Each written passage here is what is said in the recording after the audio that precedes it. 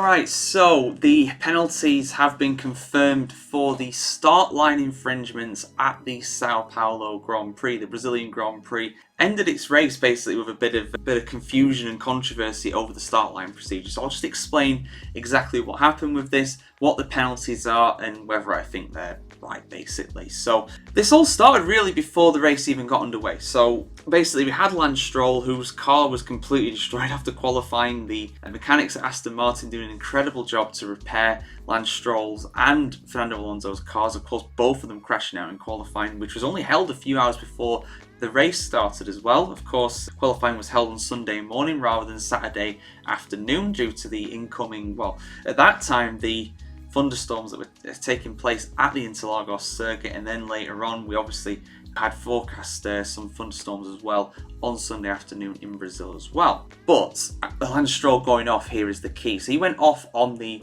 formation lap before the race even got underway and basically spun out at turn 4, I think it is, the end of the second straight, went off and unfortunately got beached in the gravel while he was trying to recover his car. Now, then all the cars still line up on the grid and there is an aborted start. Now, the aborted start is the key part of this terminology. This isn't an order for the drivers to go around again and do another formation lap. This is an aborted start.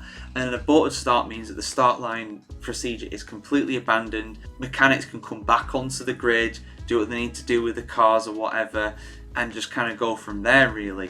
But Lando Norris and George Russell, because they're the two drivers that have been punished with this, they both left the line and went on to do another formation lap. Now, initially, Yuki Tsunoda and Liam Lawson were also being investigated for start line infringements as well, but they were found to be innocent. And the reason why they were found to be innocent is because they were not the main drivers to instigate this and start. So basically at this point, once George Russell and Lando Norris have left the start line, effectively all the cars are going to have to go around again. They're going to have to complete another lap. And because of this as well, we also had 2 laps shorter race. Instead of being 71 laps, this was a 69 lap race instead. And yeah, because of that, basically that's why Tsunoda and Lawson were effectively just let off with a slap on the wrist. Not even a reprimand, which is what happened to George Russell and Lando Norris. I'll just go into the official reasoning here. So both Russell and Lando Norris, because they were on the front row, they were basically judged to be the instigators of this. They've both been fined €5,000, and also on top of that they've been given a reprimand. If you get a certain amount of reprimands in a season, I think if you get 3 reprimands in a season, you get a 5-place grid penalty that you use for the punishment anyway. So it's effectively like a suspended sentence almost in a sort of weird way. It's not a full-on punishment. It's not a time penalty or whatever. It's just basically saying you did wrong here. You're gonna get a reprimand. Just don't do it again, pretty much. So I'll just read through the official reason here on documentation from the stewards. They've said the following. They said the FIA Formula 1 race director initiated the aborted start procedure, indicating that the drivers should not leave the grid. This message was necessary as there was a car off track on turn 4 that needed to be recovered. Although the signal was appropriately given, the light panel illuminated as prescribed, and the teams notified by the messaging system, the driver left the grid and proceeded on a lap that he assumed to be an extra formation lap.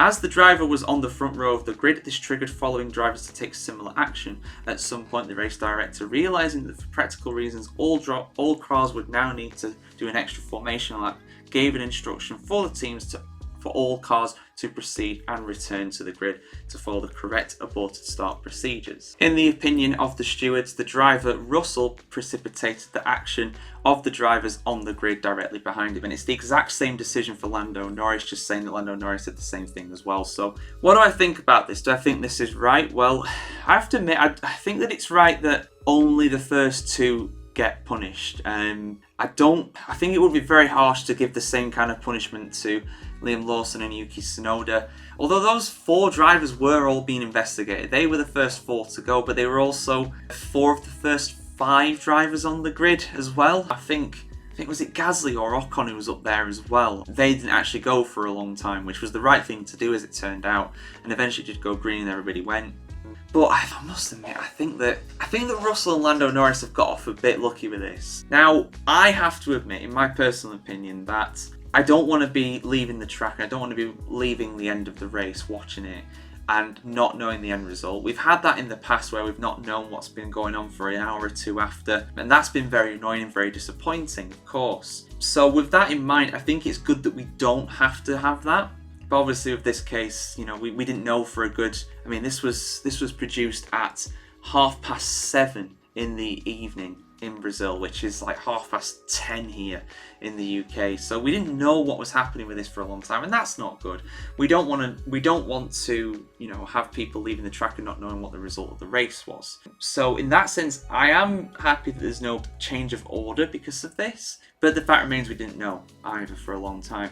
And I also sympathise with the stewards a little bit on this as well, because I do think that it's very difficult to hand out any kind of punishment for this for two reasons. One, because they need to interview the drivers to do it, and to do that they have to wait until the end of the race, so I understand why they waited to do this decision after the race. But then two, also because it's unprecedented. I have never known this to happen before. Now obviously we've had people effectively breach the start line procedures, things like jump starts. That is the most common one. And we saw that last week as well in Mexico with Sergio Perez, where he got a 5-second penalty. And that's why a lot of people are thinking, well, they're probably going to get a 5 or a 10-second penalty added onto their race time as a result. So I think in that sense, they're a bit lucky, because you could argue, rightfully, that this is worse than jumping the start. You know, you've left the grid illegally, effectively. It's not really a jump start, it's just outright breaking the rules.